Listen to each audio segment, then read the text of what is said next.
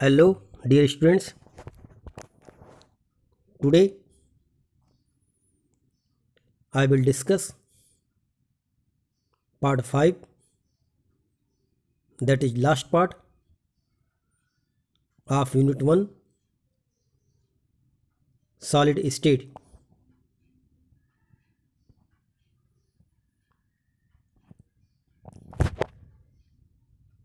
After studying part 5, you will be able to correlate the electrical and magnetic properties of solids and their structure. Then you will be able to solve the questions based on electrical and magnetic properties. And in last, I will discuss some important points or terms which may be helpful to learn unit 1 thoroughly.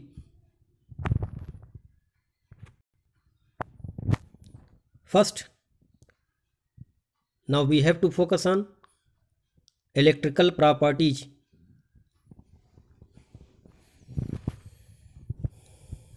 The electrical properties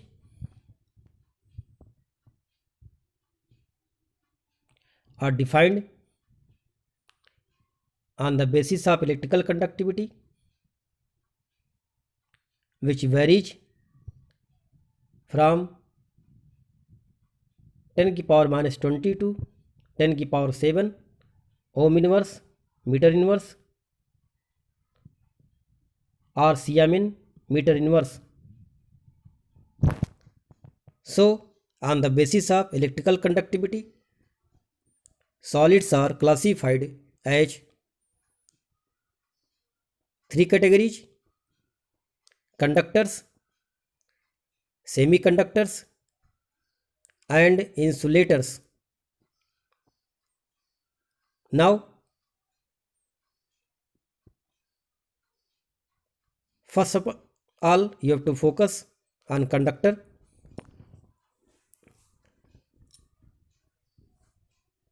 Those solids which allow the passage of electric current and have conductivity range from 10 की power 4 to 10 की power 7 ohm inverse, meter inverse is known as conductor. On the basis of the region for conductivity, the conductors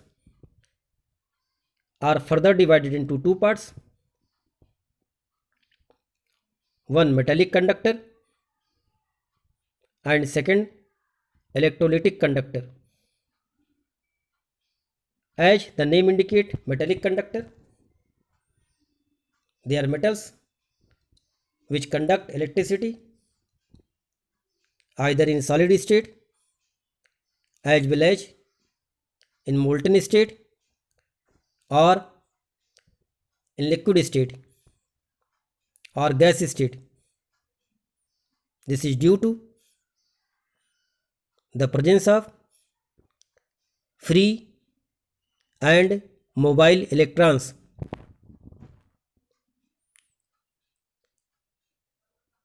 One more thing, you have to know that about the metal, the conductivity of metal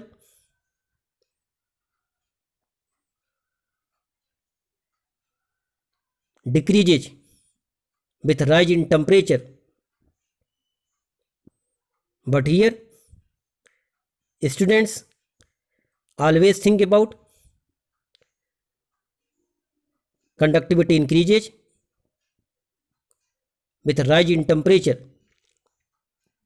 But in case of metal, the conductivity decreases with increase in temperature. This is because the positive kernel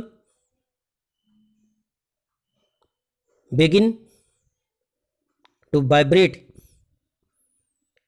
and thus create hindrance to the flow of electricity,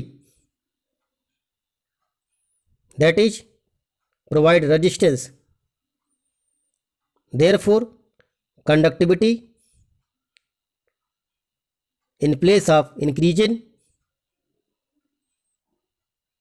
here decreasing with rise in temperature. Second, in conductor, electrolytic conductor. Here the name indicate they conduct electricity only in molten state or aqueous solution, because here the conductivity is due to free ions, which is not possible in a solid state. That's why in a solid state these conductors are behave as insulator, but when dissolved in aqueous solution or in molten state, now the ions are free and start conductivity. This point you have to focus.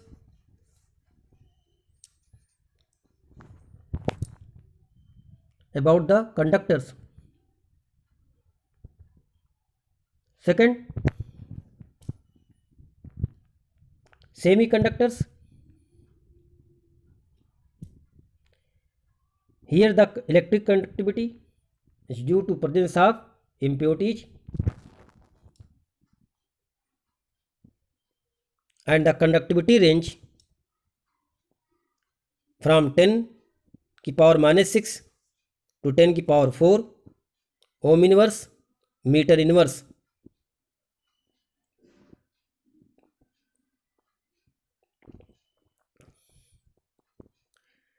In case of semiconductor,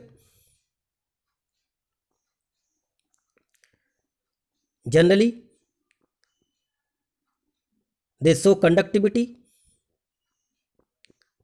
on increase in temperature.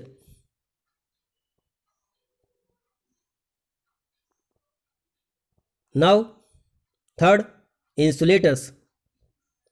They do not allow the passage of electric current and their conductivity range 10 की power minus 20 to 10 की power minus 10 ohm inverse meter inverse. So on the basis of conductivity, solids are of three types.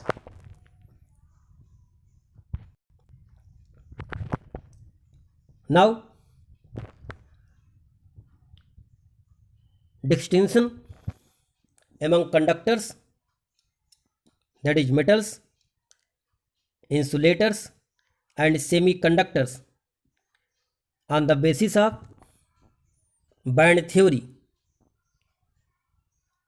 Here two type of bands are shown, one valence band and second conduction band.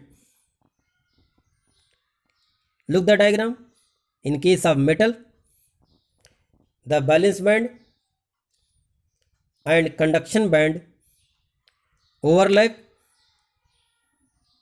either they have very small energy gap.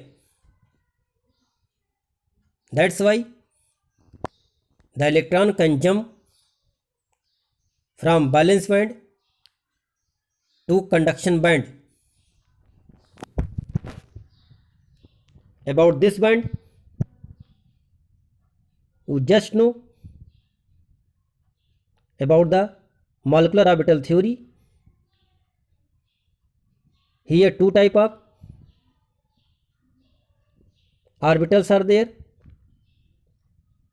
one bonding orbitals and second anti-bonding orbitals. Like that, they also have two type of bands, one valence band and second conduction band. So that's why metal show more conductivity in comparison to semiconductor and insulator. Now focus on the second diagram. For semiconductor, in between valence band and conduction band, a small energy gap. That's why generally semiconductor behave as insulator, but on increasing the temperature, the electron can jump from valence band to conduction band. That's why semiconductor with rise in temperature show the conductivity.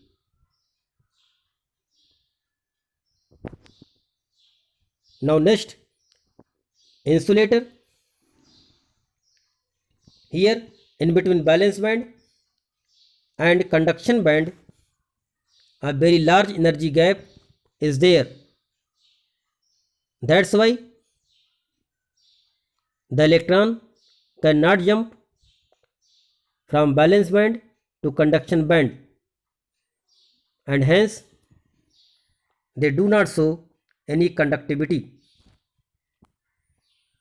So on the basis of band theory, you can also define about the conductor, semiconductor and insulators. Now next heading, we have to know that doping. This word you have listened so many times.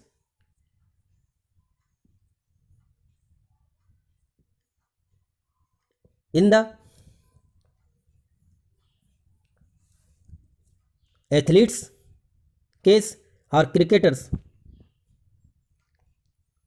here this doping are basically belong to semiconductors. As you know that semiconductors does not show the conductivity at low temperature range, but we make them conductor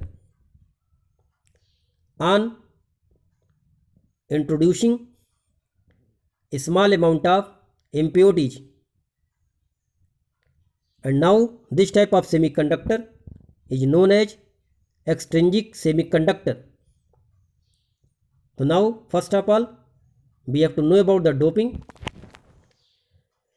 The conductivity of intrinsic semiconductor, that is pure semiconductor, is increased by adding an appropriate amount of suitable impurity. This process is called doping. This is also type of electronic imperfections. It can be done by adding of either electron rich or electron deficient impurity to pure silicon or pure germanium. That's why such defect is also known as electronic defect.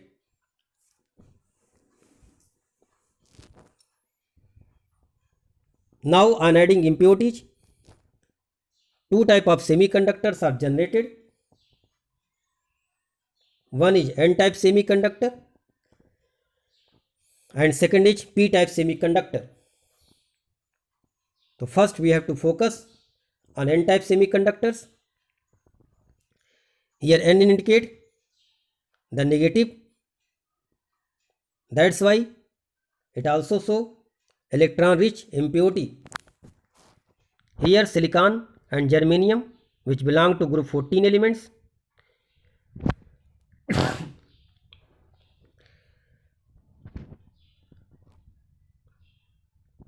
are added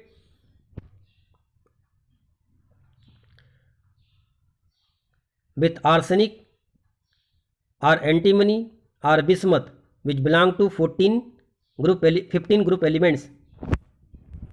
That is, when doping occurs in silicon and germanium with group 15 elements, now the 4 valence electron of germanium and silicon are balanced by 4 electron of arsenic, but 1 electron out of 5 electrons is left, that's shown in the figure.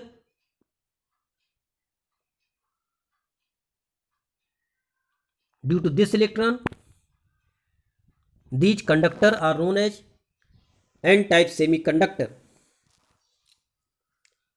Here the conductivity is due to the presence of negative charge electron.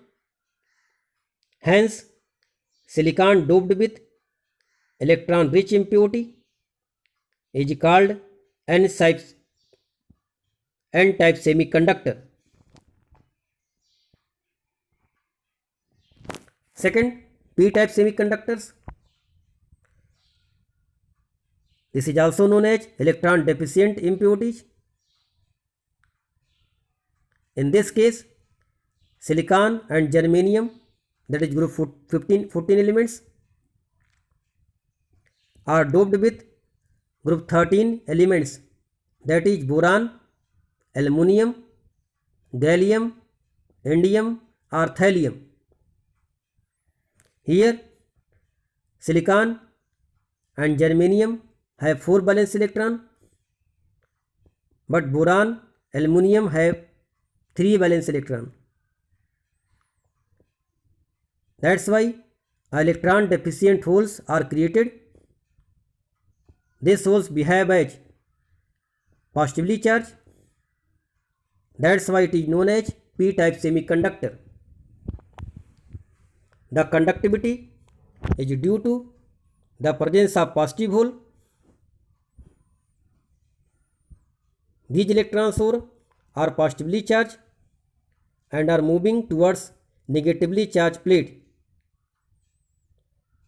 Hence, this type of semiconductors are called P-type semiconductor. Look the diagram. 3 electrons of boron are balanced by 3 electrons of germanium or silicon, but 1 electron hole are seen here that behave as positive hole. Hence, this is the example of P-type semiconductor.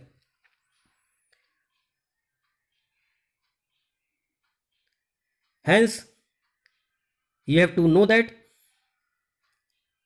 for formation of N-type semiconductor,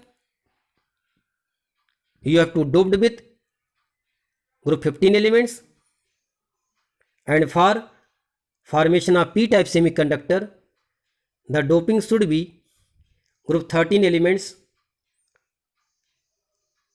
take place.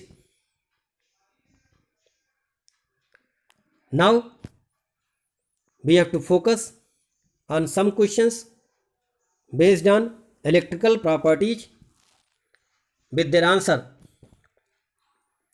Question number first. What type of semiconductor is formed when silicon is doped with arsenic? Here group silicon belong to group 14 and arsenic belong to group 15. That's why this produce N-type semiconductor. So the answer is N-type semiconductor is formed when silicon is doped with arsenic. Second question, what type of semiconductor is obtained when silicon is doped with boron? Here boron belong to group 13. That's why it generates P-type semiconductor. Therefore the answer is P-type semiconductor is obtained when silicon is doped with boron. Now we have to know the last property, magnetic properties. First of all, we have to know that how the magnetic property originate. For this, magnetic property originate from two type of motions. First, its orbital motion around the nucleus. Second, its spin around its own axis. That is, motion around the nucleus,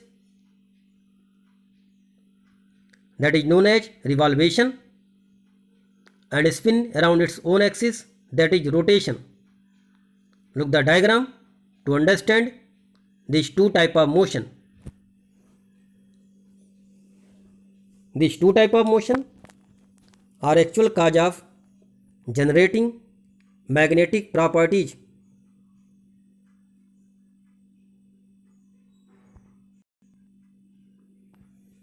Now, on the basis of their magnetic properties, all the substances can be divided or classified into 5 categories.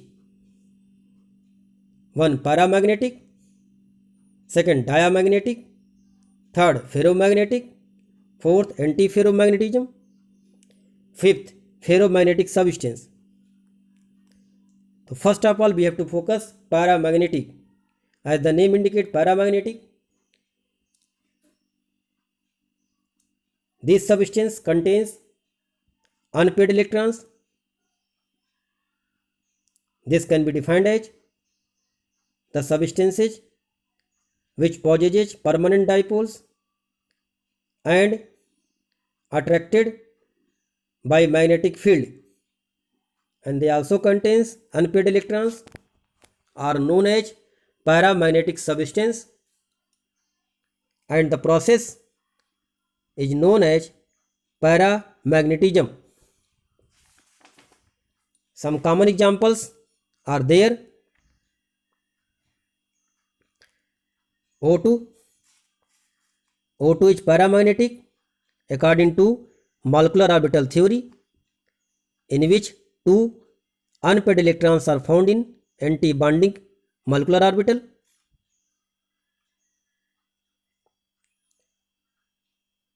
Copper 2 plus, which have 3d9 electrons, that is one electron is unpaired. Iron 3 plus, copper 3 plus. These are the common examples of paramagnetic substance.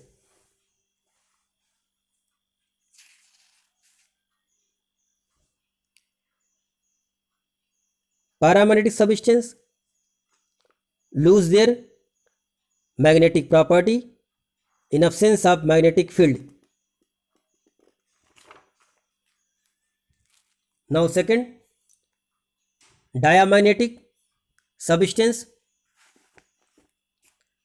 These substance weakly repelled by magnetic field, and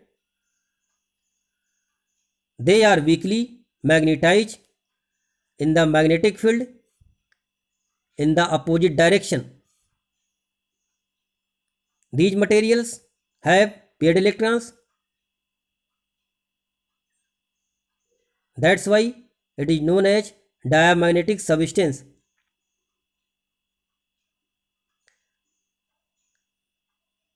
Common examples: NaCl, water, benzene, etc.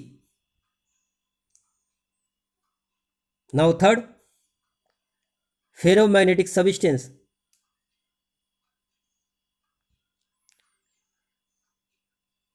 Those substances which are strongly attracted by magnetic field and show permanent magnetism even when the magnetic field is removed. That is, this also shows the magnetic property in absence of magnetic field. Here, each domain acts as tiny magnet,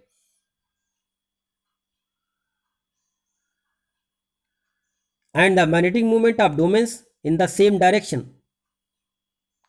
If arrow shown to you like this, so this is show the ferromagnetic substance. The common example of these type of substance are iron, cobalt, nickel, CrO2. CrO2 is used in audio and video tapes, etc. Next, antiferromagnetism.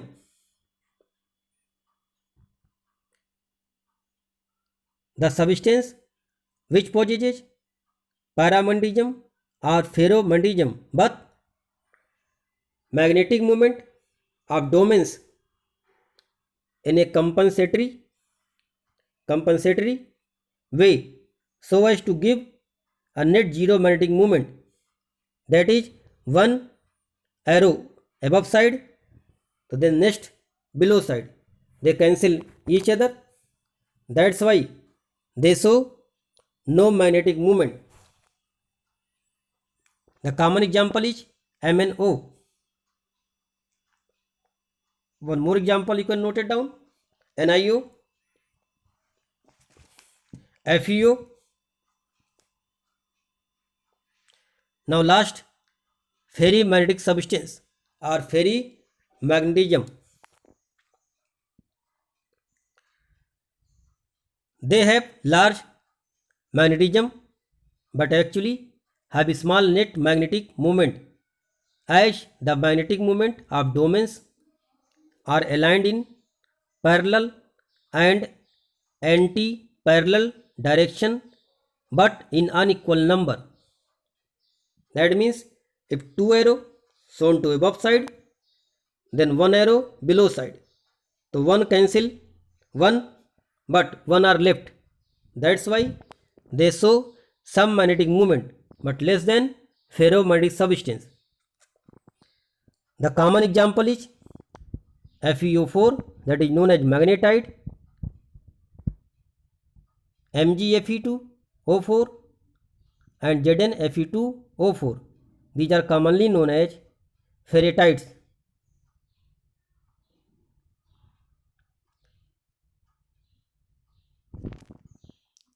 So these are the basic classification of solid on the basis of their magnetic properties. You have much more focus on arrows. If all the arrows are above or downward side, it is ferromagnetic. If one arrow is up and one below, it is antiferro. If two up, one below, it is ferrimagnetic. And one examples you have to learn. Now,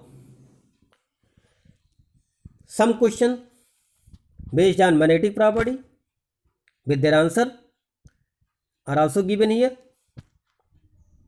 Question number first: what type of magnetism is shown by a substance if the magnetic moments of domains are arranged in same direction?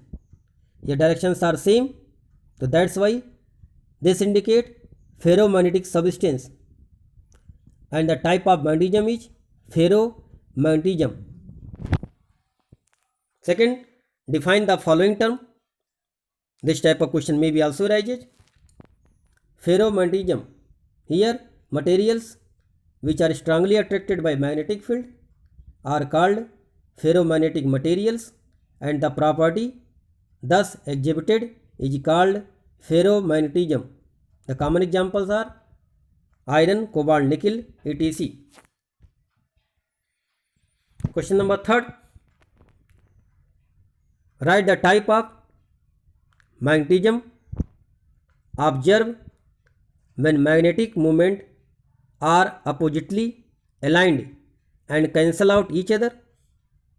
Here that means one arrow upside, then second below side. That's why this indicate antiferromagnetism. So your answer is antiferromagnetism. This you have to write in the board examination. Question number 4. Write the type of magnetism observed when magnetic moments are aligned in parallel and anti-parallel direction in unequal number. Here the domains are unequal in number. That's why it indicates ferromagnetism. So the answer is ferromagnetism. Question number 5. What type of substance would make better magnets, ferromagnetic or ferrimagnetic? As you know that ferromagnetic is a permanent magnet. That's why the answer is ferromagnetic substance. Question number 6. What type of magnetism is shown in the following alignment of the magnetic moments? All the arrow are same side. That's why it belongs to the ferrimagnetism. This type of questions is asked in the board examination. Now lastly, I have to focus some important points which may be helpful to learn and understand the chapter and also helpful in your competition examination. Point number 1. Here one oxide is given, that is known as rhenium oxide. This is behaved just like a copper in its conductivity and appearance. That's why one question may be arises, which metal oxide just like behave as copper. So your answer is rhenium oxide. Second point, Curie temperature or Curie point. It is the temperature above which either ferromagnetic substance or ferri or antiferromagnetic substance or solid become paramagnetic. This is due to randomization of their spins, is called Curie temperature or Curie points. For example, ferrimagnetic substance Fe3O4 become paramagnetic when heated to 850 Kelvin. Below this temperature,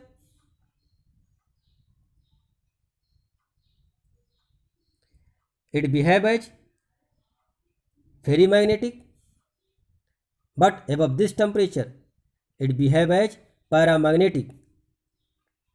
Like that, antiferromagnetic solid B2O3 become paramagnetic when heated to 750 Kelvin. For iron, the Curie temperature is 1033 Kelvin, and for nickel, the Curie temperature is 629 Kelvin. So you have to know about Curie temperature. Third point, 13-15 compounds and 12-16 compound. As the name indicate, 13 group and 15 group when combined, so they just behave as semiconductor. Like the when group 12, group 16 compounds are formed, when group 12 and group 16 are combined together, they also behave as semiconductor. Combination of groups 13 and 15 or 12 and 16 to simulate average balance of 4, as in germanium or silicon, are known as 13-15 or 16-12 compound. Some examples are given here. Group 13-15 compounds, indium, group 13 elements when combined with antimony, group 15 elements, that form INSB. Like that ALP, GAAS, these compounds belong to group 13-15. 12-16 compounds, Zn belong to the group 12 and sulfur belong to the group 16. When they combined, they also form semiconductor and the compound is group 12-16 compound. Some more examples is also given here. CDS, CDSE and HGTE. Here GaAs is used in new generation semiconductor device. So maybe this type of question may be arises कि which group elements when combined to produce new generation semiconductor device. So your answer is GaAs, gallium arsenic compound. Next 4 point, pyroelectricity. Here the word pyro means heat. That's why the electricity produced on heating in a polar crystal is called pyroelectricity. Fifth, piezoelectricity. Here the electricity is produced by the mechanical stress. Hence, when mechanical stress is applied on the polar crystal, electricity produced due to displacement of ions. That's why it is called piezoelectricity. Point number 6, radius of tetrahedral voids. One formula I have to learn. Small r indicate the radius of tetrahedral voids and capital R the radius of sphere. Here r equal to 0.225 capital R. Similarly, radius of octahedral voids, small r equal to 0.414 capital R. Here again capital R is radius of sphere.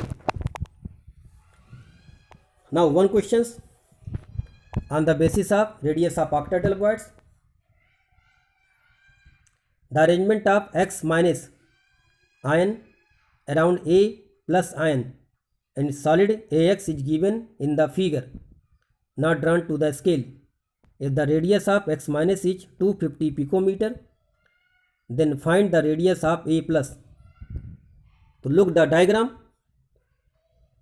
here black sphere show the voids and white sphere show the sphere.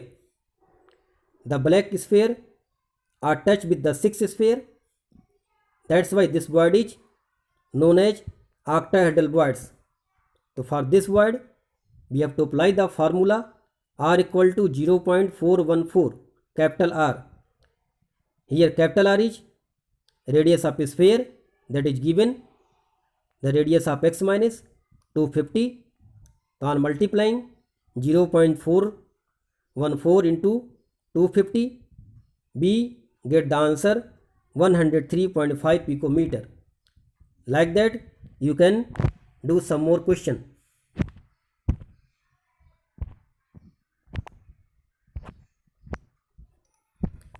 Point number 8, radius ratio. This is equal to radius of cation divided by radius of anions. By knowing this ratio, we can find the coordination number. That is, the coordination number may be determined from the radius ratio. That is, greater the radius ratio, greater is the coordination number. Some examples are given here. Think that if the radius ratio is 0.155 to 0.225, then coordination number is 3. But if it is 0.225 to 0.414, then coordination number become 4. If it is 0.414 to 0.732, then coordination number is 6. If it is 0.732 to 1.00, then coordination number is 8. So look the ratio. More the ratio, more will be the coordination number. So maybe sometime this type of question may be asked. A compound having coordination number this, so what may be the radius ratio?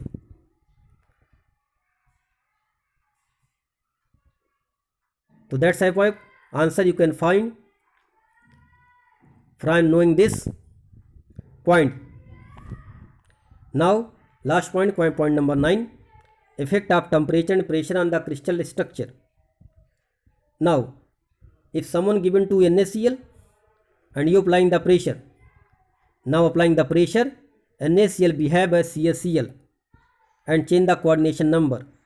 That is, more the pressure, more will be the coordination number.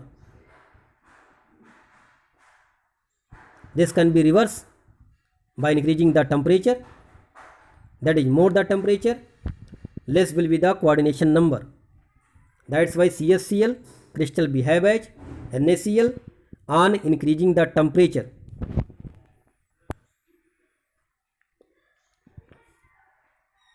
So till here you have to know in this chapter. So you can recall one more time from part number 1 to part number 5 and also read NCERT thoroughly and do all the questions given in the NCERT book. Thank you dear students. Stay home and keep learning.